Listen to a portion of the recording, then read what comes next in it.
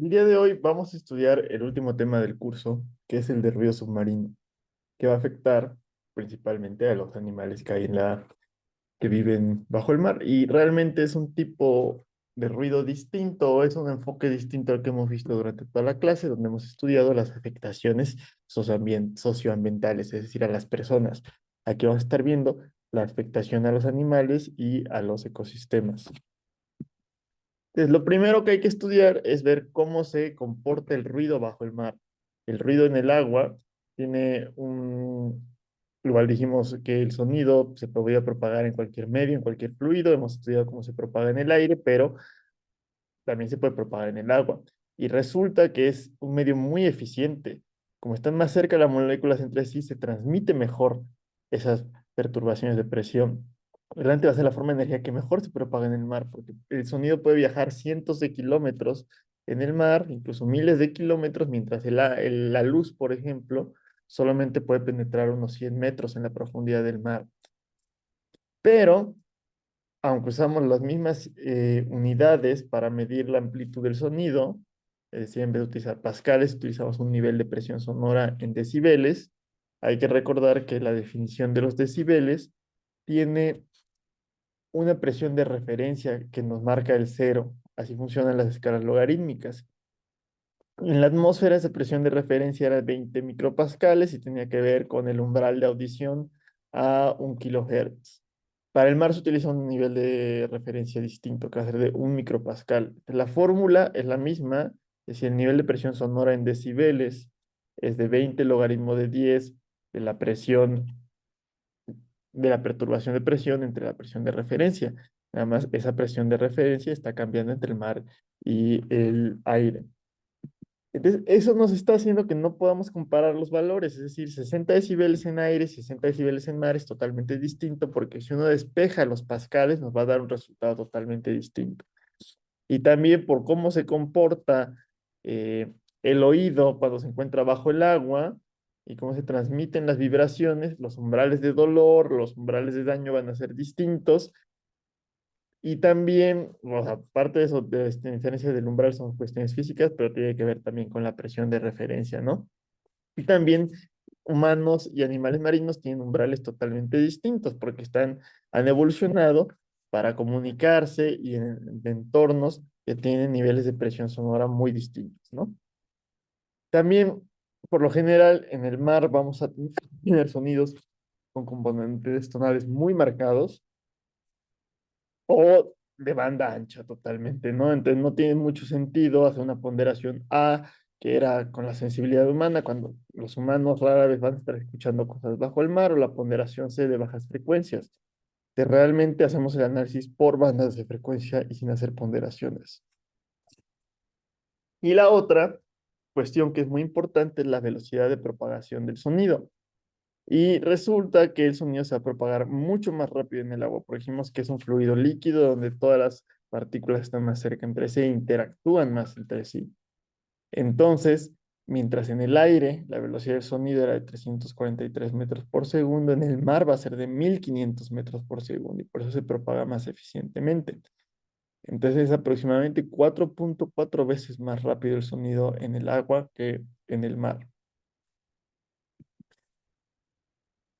Por si no fuera poco, otra cuestión muy importante en la propagación del ruido submarino va a ser la refracción sonora. Y esta refracción sonora ya la hablamos un poco en la clase, cuando dijimos que era importante si había un gradiente térmico y si había cizalladura de viento, porque pues eso iba a hacer que la trayectoria que normalmente es recta del sonido pues tuviera cierta curvatura hacia abajo o curvatura hacia arriba, ¿no?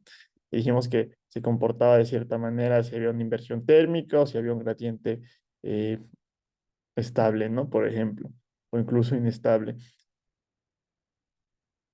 Entonces, lo importante es que a mayor temperatura y presión del fluido hay más velocidad del sonido y que el sonido va a tener la tendencia a curvarse hacia zonas de menor velocidad del sonido.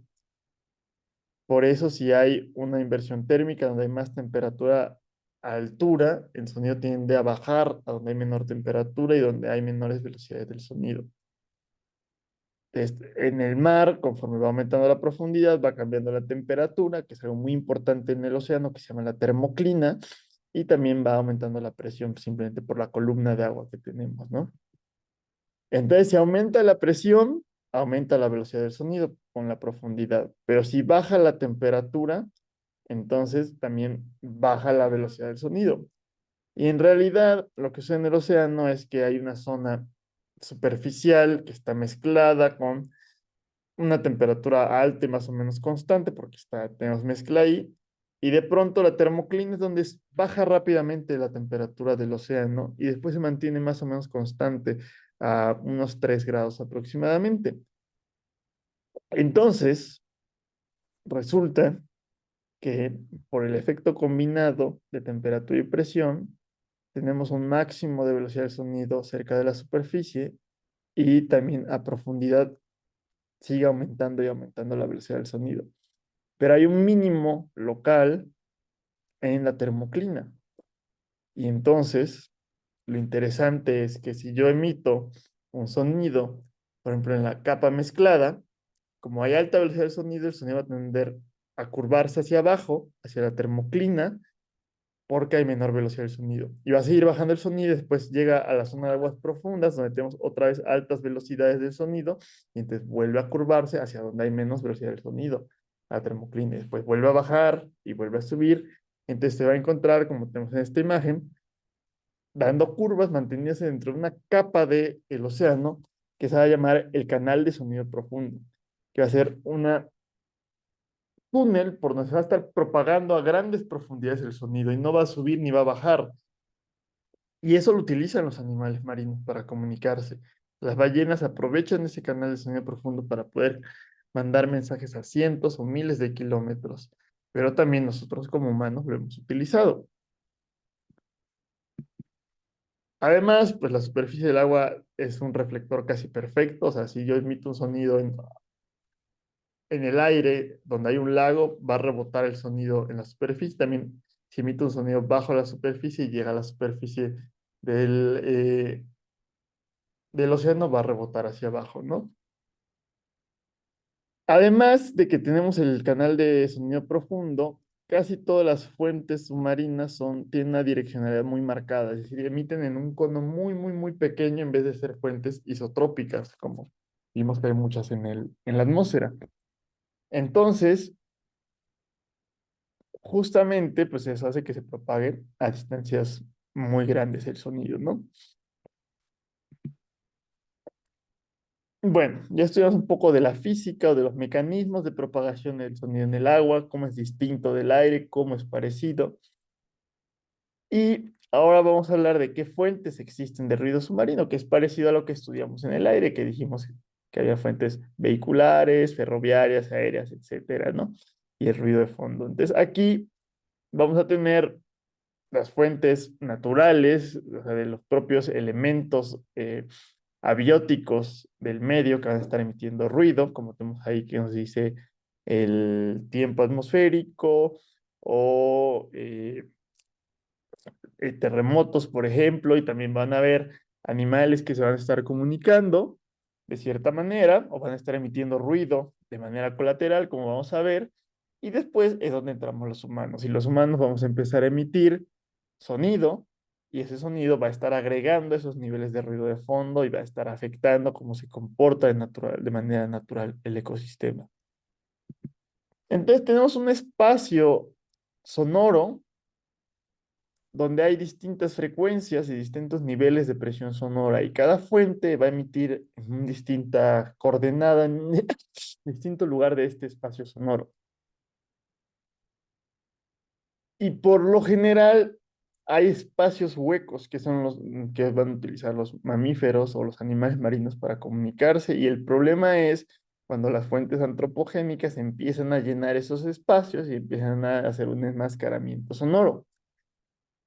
Entonces tenemos por aquí en la esquina superior inferior izquierda tenemos sonidos de bajas frecuencias, bajos niveles de presión sonora, que son los que están constantemente por todo el movimiento tectónico de la Tierra, por ejemplo, o fluctuaciones del movimiento turbulento del agua, ¿no? También tenemos algo un poco de banda ancha, lo que dice en estado del mar, un poco hacia la derecha, que hay distintas curvas azules. Tiene que ver con el viento, la lluvia, truenos, etcétera. Y tenemos también un poco en la parte muy superficial sonidos de muy baja frecuencia, pero de niveles de presión sonora muy, muy altos, que sería lo que nos genera el viento, ¿no? Los animales utilizan niveles de presión sonora bastante altos, como podemos ver, desde 90 decibeles para la ecolocalización hasta unos 130 para los misticetos y de frecuencias bajas a frecuencias muy, muy, muy altas, ¿no? Entonces, esas bandas rosas que vemos también por en medio en la gráfica es, por ejemplo, el tráfico marino. Y ese tráfico marino está cada vez aumentando sus niveles de fondo y se dan cuenta como que empieza a comer un poquito en la parte que tenemos de eh, el rango de comunicación de los animales. Entonces vamos a ver con calma cada una de estas fuentes, pero pues en esta gráfica tenemos un poco del resumen de todas las fuentes sonoras que existen. Entre las primeras fuentes que tenemos se llaman fuentes naturales, que van a ser fuentes físicas y geofísicas, que es, como dijimos, el medio abiótico que las está emitiendo.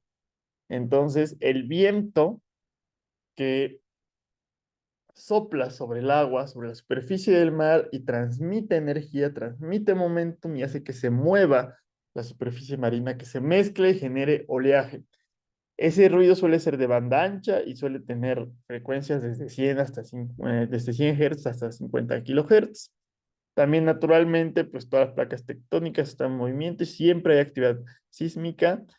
Hay un nivel constante de presión sonora muy baja y después hay eventos transitorios, ¿no? Cuando hay algún terremoto de mayor intensidad.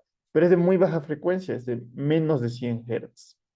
También la lluvia va a generar cierto ruido submarino, va a tener frecuencias entre 100 y 500 Hz y si es muy fuerte puede incluso llegar a aumentar hasta 35 decibeles el ruido de fondo. Recuerden que como es una escala logarítmica, 35 decibeles es muy, muy, muy alto ese incremento.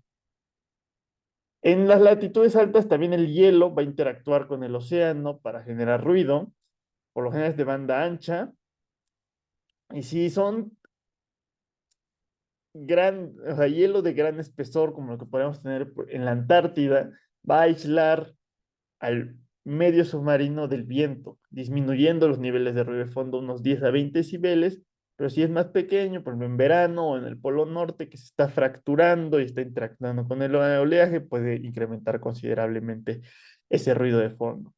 También la agitación molecular es lo que tenemos hasta la esquina inferior derecha, es de muy, muy, muy alta frecuencia y niveles de presión sonora muy bajos, más de 30 kilohertz, y es realmente pues ese movimiento browniano aleatorio que tienen las moléculas y es lo que les da su energía interna. También va a ser importante las descargas eléctricas, que por lo general es algo transitorio, es decir, es un pico de ruido y después vuelve a bajar, y también es solamente durante lo que dura la tormenta, ¿no? Entonces es algo que es muy eventual o es eventual, ¿no? Salvo ciertas regiones del planeta, como en alguna parte de Venezuela, donde hay una actividad eléctrica casi constante.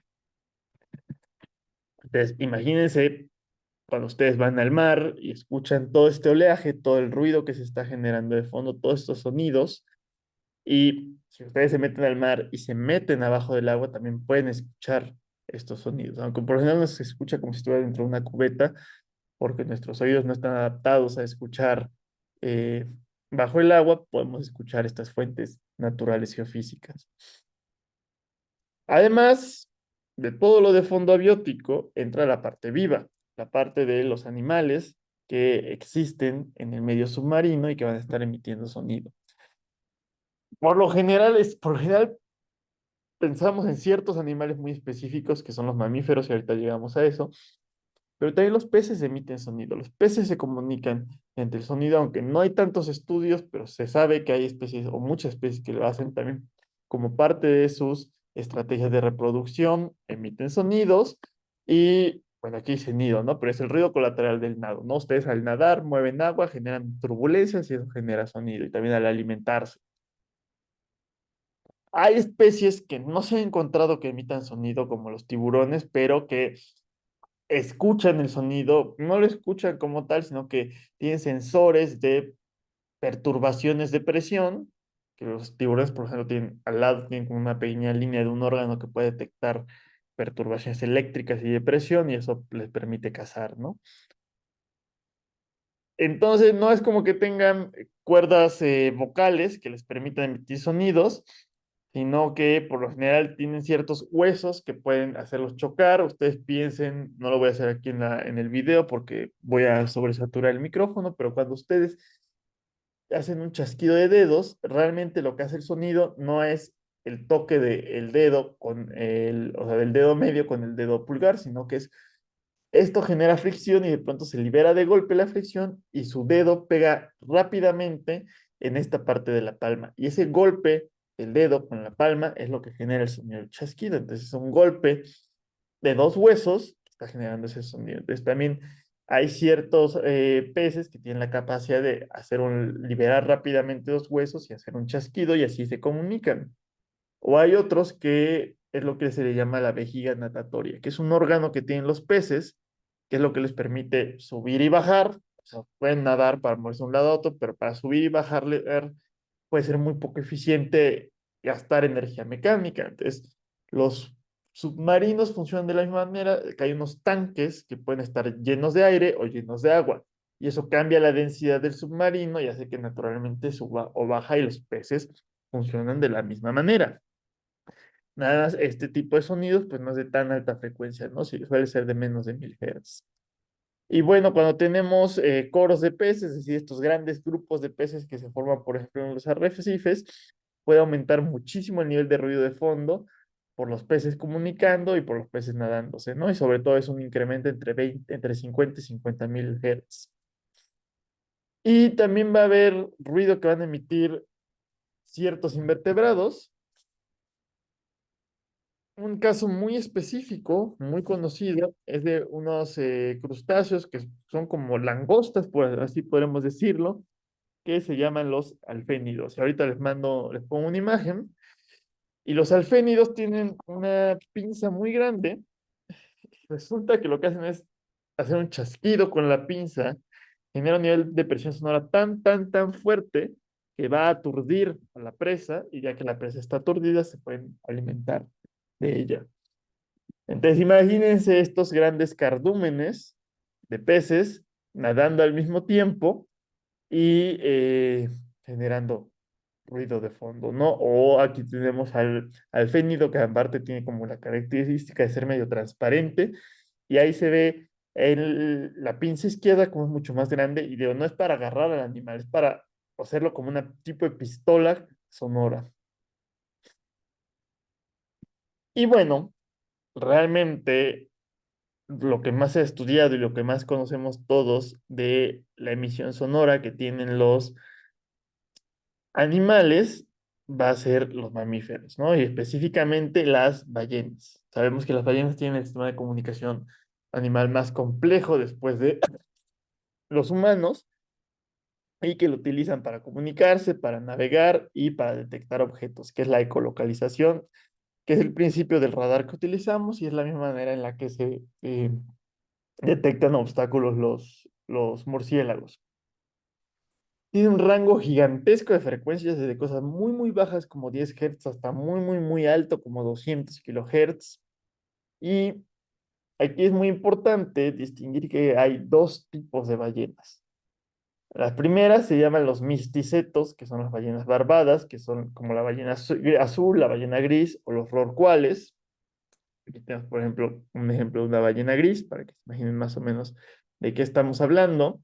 Y también aquí al inicio de la presentación tenemos un rorcual, ¿no? O sea, bueno, ahí es un Photoshop con los audífonos, pero esos son los rorcuales y se distinguen porque tienen como que unas franjas o unas líneas acá en la parte de la barba, ¿no? En la parte inferior de frontal del cuerpo. Entonces, son animales muy grandes que por lo general no utilizan o no se sabe, realmente no se sabe mucho de cómo se comunican, porque cuando están en cautiverio no emiten sonidos, o se vuelven mudos y entonces es difícil estudiarlos, y además en libertad, ¿no? No utilizan ecolocalización, o sea, sobre todo es para comunicarse y se comunican, son animales solitarios, poco sociales, y entonces se comunican para hablar, para como estrategia de reproducción, para comunicarse peligros, indicar dónde hay comida, pero como vive uno aquí y vive otro allá, tienen que comunicarse a cientos o miles de kilómetros de distancia. Bueno, principalmente son cientos de kilómetros, ¿no?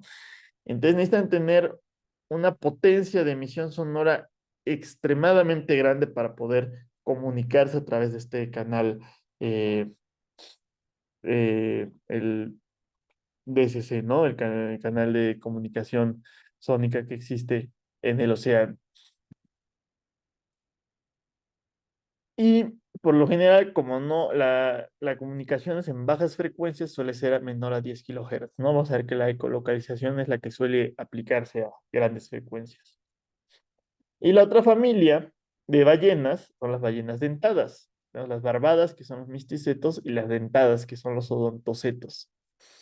Y suelen ser los delfines, orcas, belugas, que son animales mucho más pequeños, mucho más sociables, ¿no? La única excepción que existe es el cachalote, que es una ballena de características excepcionales porque es de los animales que puede, o sea, es como si fuera un submarino, ¿no? O sea, puede nadar a superficie, pero también puede bajar a varios kilómetros de profundidad, puede pasar muchísimo tiempo, o sea, días completos sin tener que respirar. Y bueno, se alimenta de calamares gigantescos y también de la cultura popular como Moby Dick ha sido muy, muy importante, ¿no? Estos suelen ser solitarios, pero también están en la familia de las ballenas dentadas. Pueden ver ahí en el hocico en su imagen como tiene dientes, pero por lo general son este otro tipo de animales, ¿no? Entonces, imagínense el típico delfín, cómo se comunica, cómo es más juguetón, cómo es más sociable. Entonces, estos tienen estructuras sociales complejas, interactúan en grupos y entonces el tipo de sonido que pueden emitir es mucho más complejo que los misticetos. Sí, pueden tener silbidos cuando están en grandes manadas, que pueden ser de 12 a 1000 individuos. O sea, cuando ven ustedes esas imágenes que va un barco y de pronto hay cientos de delfines nadando y saltando junto a ellos y jugando, suelen ser de menos de 20 kilohertz estos silbidos. También hay un tipo de sonidos pulsados como chillidos y gruñidos que son muy complejos, pueden ser de corta duración, de 0.05 hasta 10 segundos, pueden llegar a emitir 5000 sonidos pulsados por segundo y tienen un rango de frecuencia muy alto, muy grande, ¿no? De 500 Hz a 25 kilohertz. Y es esta parte del lenguaje de comunicación tan complejo que no entendemos todavía de estos animales. Y la otra parte es la ecolocalización, que va a ser para ubicarse, encontrar obstáculos, encontrar comida. Y son muy direccionales, es decir, algo muy, muy, muy, muy puntual, de una duración extremadamente corta, de 50 a 200 microsegundos. Son repetitivos, se emiten varios para tener un conocimiento más complejo de la situación espacial y pueden tener potencias sonoras extremadamente altas, 230 decibeles, y son siempre más altos de 1 kilohertz, ¿no? Entonces, pues se dan cuenta que tiene el sonido funciones ecológicas y sociales muy importantes en este tipo de animales. Y bueno, hay otro tipo de animales, hay otras ballenas que son no es cierto, pero ballenas hay odontocitos y misticetos, pero hay otros mamíferos marinos, como los sirenianos, que son los manatíes y los dugongos, y los pinípedos, que son las focas y las morsas. De los sirenianos son el tercer grupo de animales marinos que viven permanentemente en el mar, y los pinípedos son como que realmente son animales como terrestres o semimarinos. Entonces, ellos lo utilizan para la comunicación, pero se sabe menos o tienen niveles bajos de ruido submarino. Es decir, si ustedes van a un lugar donde hay muchas morsas o muchas focas, suena mucho cómo se están comunicando, pero ya cuando están en el mar es mucho menor el nivel sonoro que tienen. Entonces, para que no se nos olvide, tenemos esta imagen que nos explica la diferencia entre misticetos y odontocetos, sobre todo ese tamaño. O sea, misticetos son grandes, odontocetos son pequeños, salvo el cachalote. Los misticetos tienen barbas, o sea, como que pequeñas hileras, como de, o sea, dientes muy delgaditos y muy largos que filtran el plancton. Y los odontocetos pues tienen dientes y cazan, ¿no? O sea, las ballenas, las orcas pues son ballenas asesinas, ¿no? Es bastante violenta la forma en la que se alimentan, principalmente de focas. Y bueno, pues la etimología de uno es justamente de barba y el otro tiene que ver con, bueno, barba o bigote y el otro tiene que ver con diente, ¿no? Y bueno, ya estamos ahí en la parte natural que existe de esa emisión de sonidos y ahora vamos a hablar de justamente la influencia antropogénica o qué estamos metiendo nosotros adicionalmente a este entorno sonoro y cómo lo estamos afectando. Entonces, por lo general, nuestros sonidos que emitimos son de bajas frecuencias y recuerden que es difícil atenuar sonidos de bajas frecuencias y pueden propagarse en grandes distancias. Entonces, la contaminación sonora se expande o se esparce por todo el océano. Y el principal elemento de contaminación sonora va a ser el sonar. El sonar, que se utiliza casi en todas las actividades humanas marítimas, desde barcos pesqueros, petroleros, investigación, carga, etcétera. Y la idea es la ecolocalización. Emite un sonido y regresa. Hay sonares activos que justamente emiten y cuentan el tiempo que tarda en regresar para medir la distancia. O sea, emito un sonido, veo cuánto tiempo tarda en regresar y yo calculo con la velocidad del sonido a qué distancia está el obstáculo, ¿no?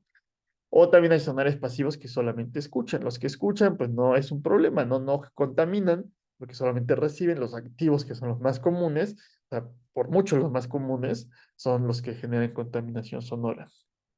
Entonces, se puede utilizar para muchísimas cosas, por ejemplo, para generar mapas 3D del fondo marino que utilizan los investigadores, los exploradores mineros, o sea, es una actividad geofísica, también para encontrar naufragios como el Titanic, para encontrar cajas negras cuando hay accidentes aéreos, podemos buscar yacimientos petroleros a partir de eso. La batimetría, pues es encontrar sobre todo en la costa justamente a qué profundidad se encuentra el océano, o sea, es el análogo de la altimetría, y encontrar cardúmenes de peces que van a estarse, o sea, para las actividades de pesca, ¿no?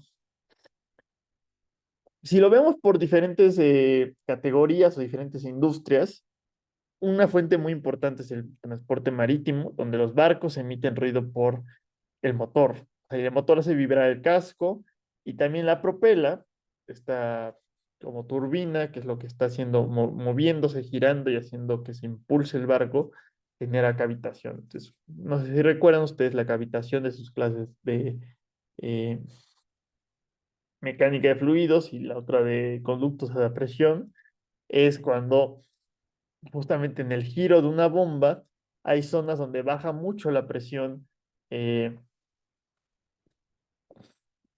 del agua y eso hace que sea tan baja la presión que hay un cambio de estado de fase, se vuelve vapor, se vuelve un gas, pero de ese gas, esas burbujas de gas no son estables porque tenemos la presión del agua alrededor de ella, entonces colapsan, implotan esas burbujas y pueden dañar rápidamente a la propela o una bomba, ¿no? Pero también al implotar generan ruido, esas burbujas que están cavitando. Y es un ruido de baja frecuencia, 50, 150 Hz. Por lo general, el motor y vibración contribuye mucho entre 5 y 100 Hz y está por todos lados, ¿no? O sea, no es como que homogéneo, sino es como que por rutas marinas y aunque es un ruido transitorio porque no hay sonido, pasa un barco, sube, baja el sonido y después tenemos que esperar hasta que pase otro. Y no es como que haya tráfico así, un barco tras otro. Pero ahora sí está muy consolidado porque continuamente, o sea, ya existen esas rutas y siempre van a pasar cientos, decenas de barcos diarios por esas mismas rutas mercantiles y también en los puertos. Obviamente, entre más grande es el barco, como un transatlántico de petrolero, o también los remolques que necesitan gran potencia para mover un barco pequeño, un barco muy grande, es lo que va a generar más ruido, ¿no? Otra actividad económica muy importante es el dragado y construcción costera, donde no es transitorio, o sea, es constante ese sonido a lo largo del tiempo, pero no está consolidado porque es temporal. O sea, dura un año, 2 años y después dejamos de construir, salvo en ciertas zonas, ¿no? Pero sí puede aumentar muchísimo esos niveles de ruido de fondo en las costas, donde es muy importante, eh, en la historia de vida de los organismos, donde hay más alimentos, donde hay más reproducción, etcétera, ¿no?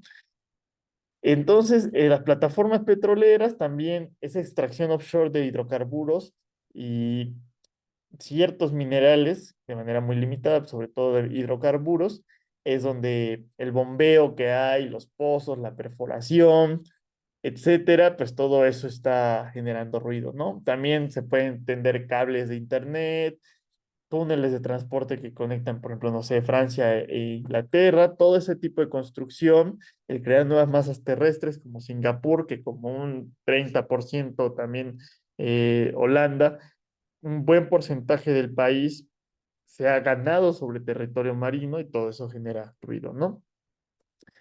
Y siempre que se construye se requiere demoler, entonces el uso de explosivos también está afectando considerablemente a esa emisión de ruido marino.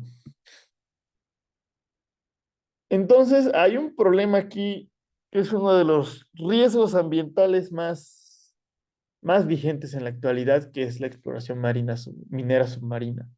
Porque existe el argumento de que para la transición energética, es decir, turbinas eólicas, paneles solares, electromovilidad, etcétera, necesitamos gran cantidad de tierras y minerales raros y que hay muy pocos países que no son dentro del bloque occidental que están acumulando las reservas y yacimientos, entonces hay muchos yacimientos en mar abierto, en territorios internacionales y hay que aprovecharlos.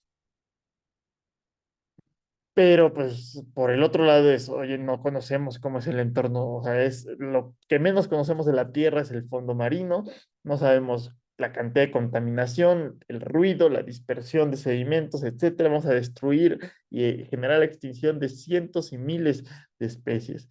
Y por ahí pues hay organismos internacionales marítimos que se encargan de autorizar o prohibir eso y justamente este año, 2023, pues hubo la coyuntura de que se vencían algunas regulaciones, pero y que un país justamente había emitido una solicitud para hacer exploración minera, pero como que por ahí se frena un poco, no se sabe cómo se va a concluir, hay muchos países muy importantes, o sea, que generan, tienen un peso económico importante, que no quieren, otros que sí quieren.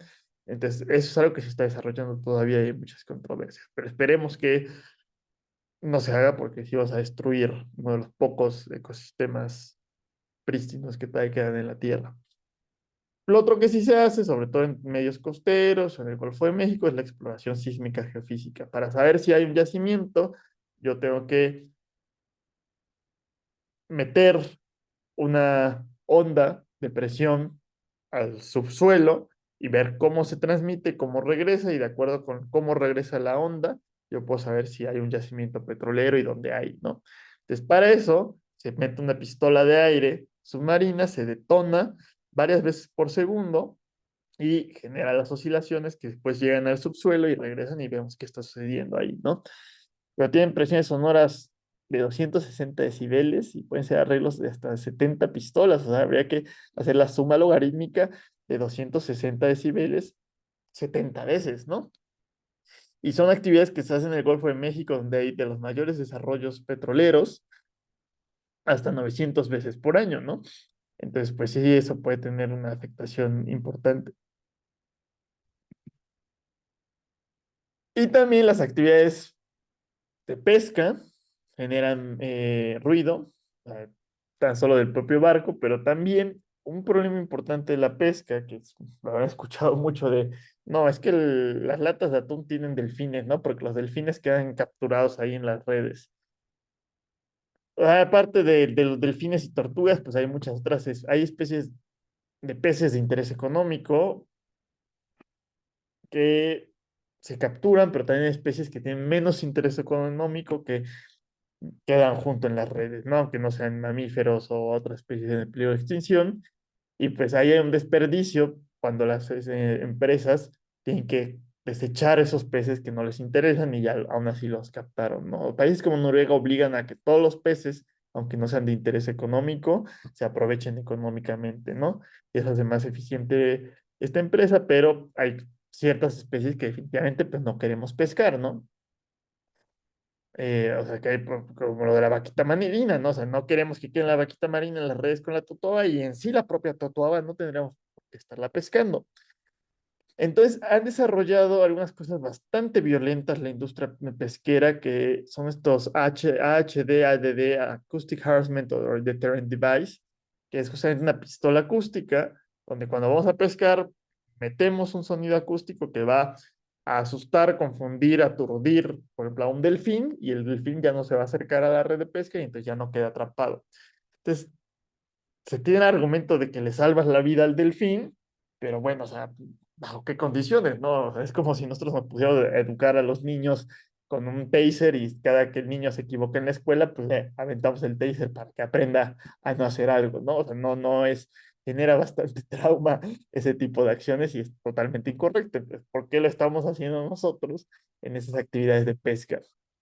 El otro problema en la parte recreativa es que suelen ser motores pequeños, menos eficientes. O sea, recuerden ustedes, por ejemplo, lo que teníamos con los motos, que resulta que las motos a bajas velocidades generan menos ruido que un auto o incluso que un camión, pero a altas velocidades generan más ruido que un tráiler, porque es un motor pequeño muy poco eficiente que genera mucho ruido. Entonces, motos acuáticas, yates, lanchas van a generar ruido y en zonas costeras que son muy importantes ecológicamente.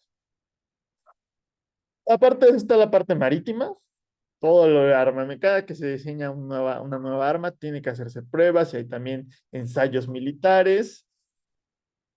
Si se diseña un nuevo barco, el ejército tiene que destruir el barco para encontrar fallas, entonces tienen que bombardearlo, mandarle torpedos, etcétera. Todos los submarinos también generan ruido y hasta pues, o sea, durante mucho tiempo se hacían pruebas nucleares del fondo marino, ¿no?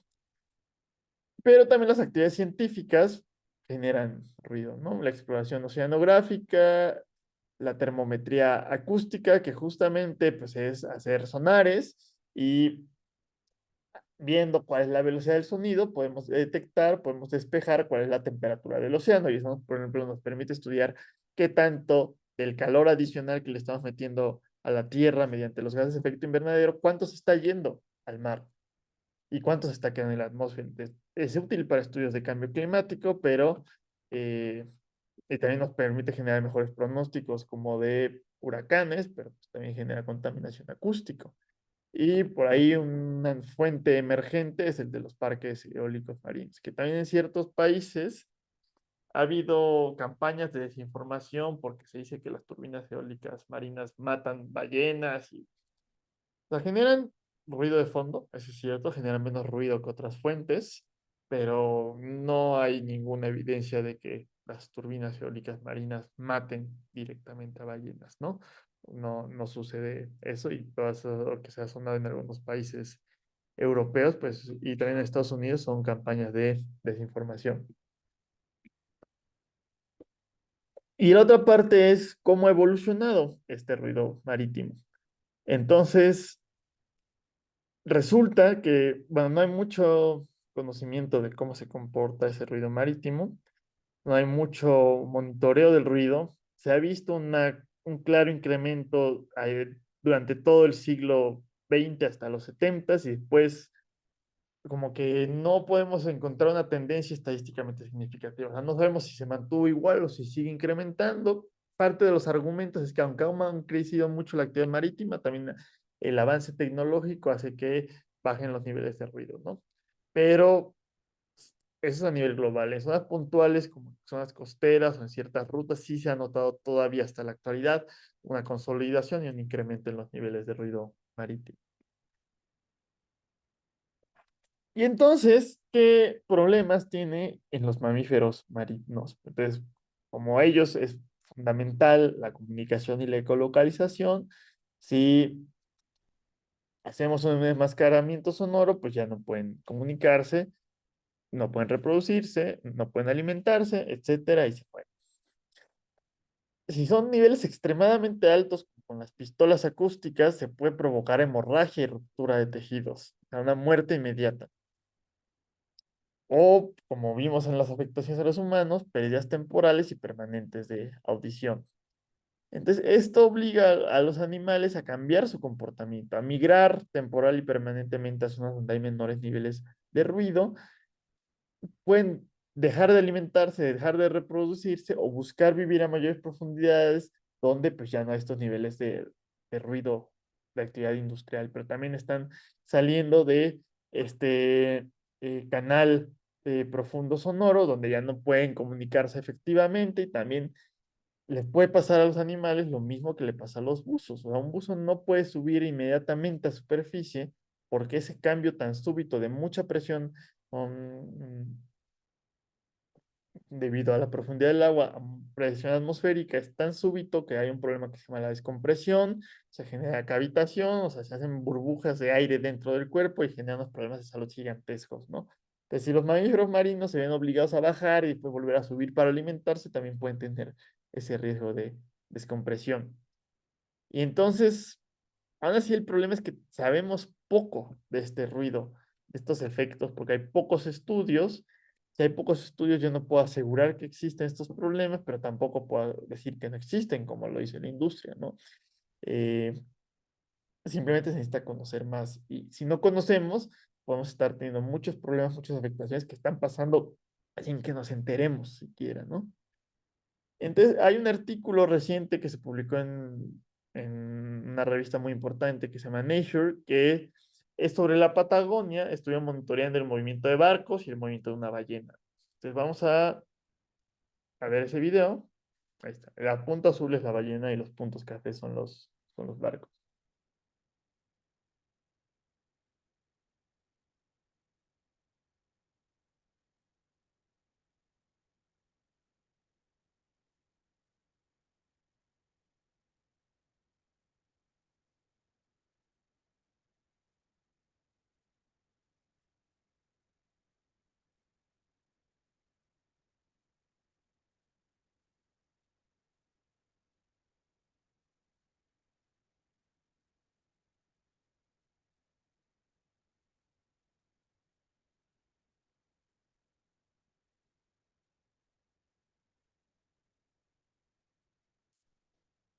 Y justamente este artículo se publicó en el contexto reciente de varias muertes de ballenas en esa región protegida de la Patagonia, pero que también es importante para ciertas actividades económicas y el turismo, ¿no?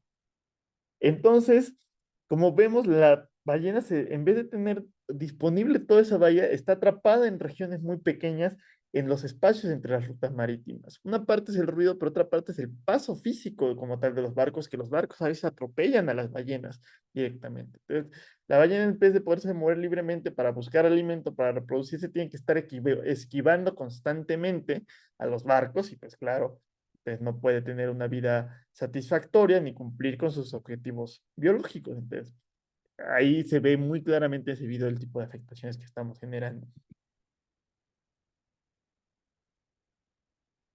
Ahora, como tal, a los humanos, pues hay pocos efectos porque el umbral del dolor es muy alto, de 145 a 160 decibeles. Por lo general no estamos cuando hay eh, grandes emisiones sonoras y estamos muy poco tiempo bajo el agua, pero sí es, por ejemplo, muy importante para los buzos tener en zonas industriales que se programe para que no haya actividades sonoras. Y ha habido problemas diplomáticos, por ejemplo, que buzos de un país están haciendo cierta actividad y coincide con prácticas militares donde hay detonaciones y tienen afectaciones de salud los buzos, ¿no?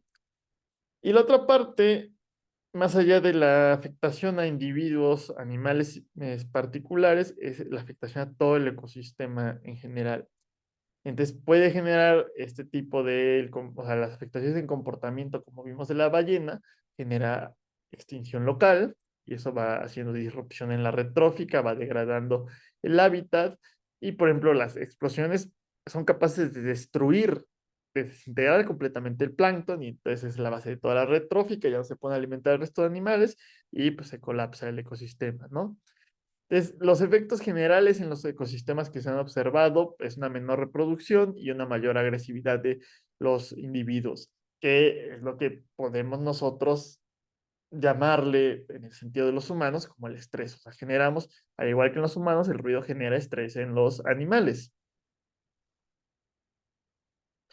Y en particular en los crustáceos se ha visto que van creciendo más lentamente, ¿no? O sea, por ejemplo, las langostas se alimentan y van creciendo y no se mueren hasta que algo las mata, ¿no? O sea, teóricamente podemos tener una langosta gigantesca, ¿no? Bueno, no tan gigantesca, pero sí mucho más grande de la que las vemos, ¿no? Pero se ha visto que el ruido hace que crezcan más lentamente por ese estrés que se genera. Y hay otra cosa, un ecosistema muy importante que son los bosques marinos, ¿no? O sea, aparte de los arrecifes, tenemos estos bosques con algas, donde hay una gran cantidad de biodiversidad, están en aguas un poquito más frías que los arrecifes y también capturan muchísimo carbono. Esto es lo que se conoce como el carbono azul y son muy importantes en esas actividades de mitigación de cambio climático porque es un sumidero muy importante. Entonces, estas algas que generan el bosque tienen un órgano que se llama el estatocisto, que es lo que detecta vibraciones y gravedad y es lo que le permite saber dónde está el fondo marino y anclarse y poner sus raíces. Y el ruido afecta el comportamiento de los estatocistos y hace que pierdan el sentido de gravedad y que no puedan anclarse. Entonces, también hay afectaciones a las plantas y a las algas. Y bueno, ya vimos que hay muchas fuentes de ruido antropogénico, que hay muchas afectaciones y la idea es ahora pensar, bueno, ¿qué se está haciendo, no? ¿Cómo podemos corregir este problema? Y ahí es donde vienen las malas noticias, porque son peores todavía que el ruido. Así no se le hace caso al ruido atmosférico, al ruido marino está por los suelos, ¿no? Y un problema muy importante es la cuestión militar. O sea, el sonar es un instrumento militar muy delicado, entonces no se hace casi monitoreo del ruido submarino, porque si yo monitoreo los niveles de ruido submarino, puedo también detectar actividades económicas y militares de otros países. Entonces, muchos países monitorean, pero no lo dicen. Entonces, por ejemplo, si ustedes recuerdan el reciente incidente que hubo con los multimillonarios que tenían un submarino que iba a bajar a ver, creo que el Titanic, y estaba mal hecho su submarino y de un material que no debía de ser, y hubo una implosión. Resultó que el gobierno de Estados Unidos desde el momento lo había detectado con un, se llaman, ay, sonar, hidrófonos, se llaman los hidrófonos, los sonómetros submarinos, que había habido una implosión, pero no lo dijeron hasta 1 o 2 semanas después, porque si lo decían, estaban revelando las capacidades militares que tenían. Entonces, esfuerzos científicos para estimar la contaminación submarina. Y también, bueno, también es que yo puedo tener en Estados Unidos un hidrófono y detectar lo que está pasando en China por cómo se transmite tan eficazmente el sonido. Entonces, ese es el problema de eh, facilita estas actividades de espionaje, pero también uno no quiere decir las capacidades que tienen. Hay esfuerzos de investigación, hay muy pocos, muy limitados, y el otro problema es la legislación internacional.